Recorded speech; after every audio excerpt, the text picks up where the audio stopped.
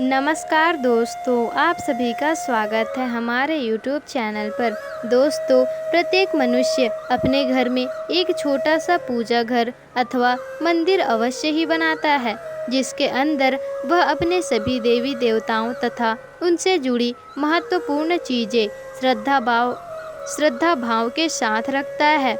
वह अपने मंदिरों में देवी देवताओं की तस्वीरें, पूजा पाठ का सामान इत्यादि चीज़ों को रख देता है। परंतु दोस्तों, हमारे शास्त्रों में मंदिर के अंदर कुछ ऐसी चीज़ें रखना जितना फलदायक होता है, उतना ही कुछ चीज़ों को रखना अमंगल होता है, या कुछ चीज़ें जो होते हैं जिनसे नकारात्मकता बनी रहती है और लड़ाई झगड़े और नुकसान ही नुकसान होता है। तो आज हम जानेंगे कुछ ऐसे ही अशुभ चीज़ों के बारे में जिन्हें कई लोग जाने अनजाने में घर के मंदिर में रख देते हैं। और अगर आप भी अपने घर के मंदिर में ऐसी चीज़ें रखे हैं तो उन्हें तुरंत ही हटाकर किसी दूसरे स्थान पर ज़रूर रख दें। लेकिन दोस्तों, भूल से भी ये चीज़ें ना रखें। लोग ऐसा इसलिए करते हैं क्योंकि उन्हें लगता है कि ये चीज़ें धार्मिक है और इनकी भी पूजा करनी चाहिए। भगवान श्री कृष्ण कहते हैं, कलयुग में मनुष्य कुछ ऐसी चीज़ों को धार्मिक मानकर उनकी पूजा करेंगे जिसे कि शास्त्रों में वर्जित कहा गया है।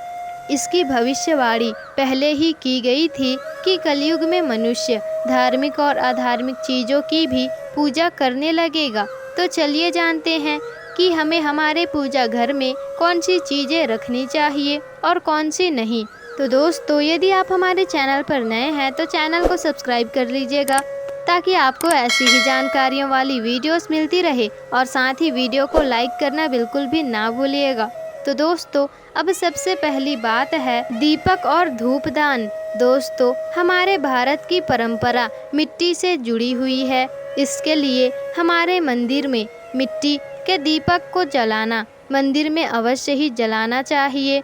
और यदि मिट्टी के दीपक आप प्रयोग नहीं कर सकते तो आप धातु का दीपक इस्तेमाल कर सकते हैं। यदि भगवान में आपकी आस्था ज़्यादा हो तो आप उतना रख सकते हैं।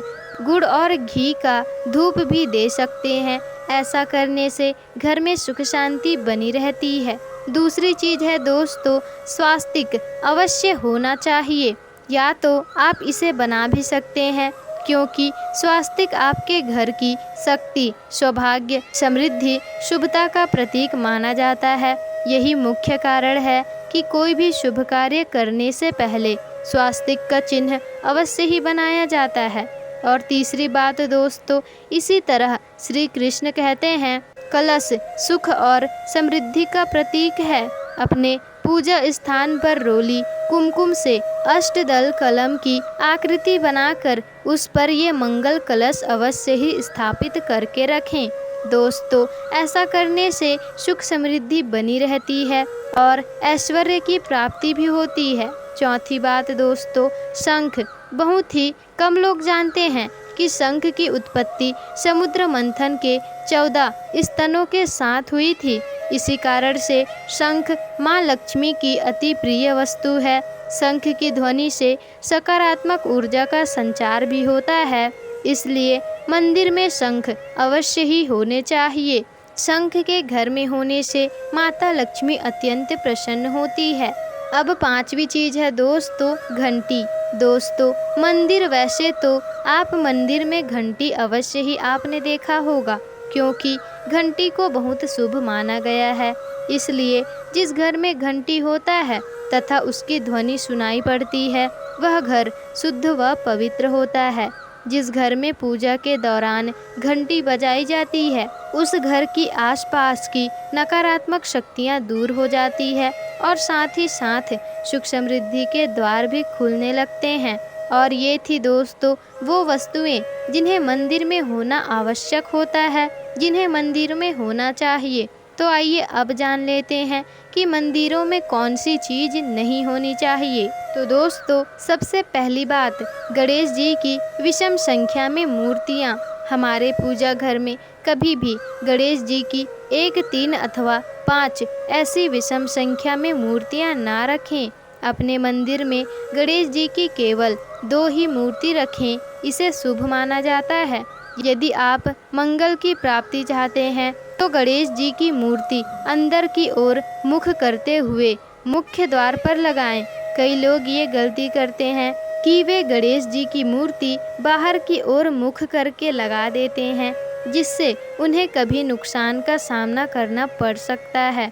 दूसरी बात दोस्तों, टूटे हुए चावल। जी हाँ दोस्तों, टूटे फूटे चावल अपने घर के मंदिर में कभी भी ना रखें। इसके अलावा पुराने चढ़ाए हुए फूल भी अधिक दिनों तक चढ़े रहने ना दें, ये नकारात्मक ऊर्जा फैलाते हैं। दोस्तों कि आप यह भी ध्यान रखिएगा कि जो मंदिर में भगवान में जो चावल चढ़ाए जाते हैं उन्हें हमेशा हल्दी में भिगोकर ही चढ़ाना चाहिए। यह बहुत ही शुभ माना जाता है और इससे आपको अधिक शुभ परिणाम प्राप्त भी होंगे। अब तीसरी चीज़ दोस्तों, अपने पूर्वजों की तस्वीरें। यदि आपने अपने घर के मंदिर में अपने पूर्वजों की फ़ोटो रखी है तो उसे तुरंत ही हटा दें, क्योंकि उनके वास्तुशास्त्र में पूजा पाठ के स्थान में मृत लोगों की तस्वीरें रखने से अशुभ परिणाम प्राप्त होते हैं। मृत पूर्वज सम्मानीय होते हैं, किंतु उनका स्थान देवताओं के बराबर नहीं है। मृत लोगों की तस्वीरें घर के पूजा घर में रखने से पूजा घर का वातावरण भी नकारात्मक बन जाता है, जिसके अशुभ परिणाम हमें भुगतने पड़ते हैं। कई लोग साधु संत की मूर्तियां अथवा साधु संत की तस्वीरें भी पूजा घर में रख देते हैं, लेकिन ऐसा करना बिल्कुल ही अशुभ होता है।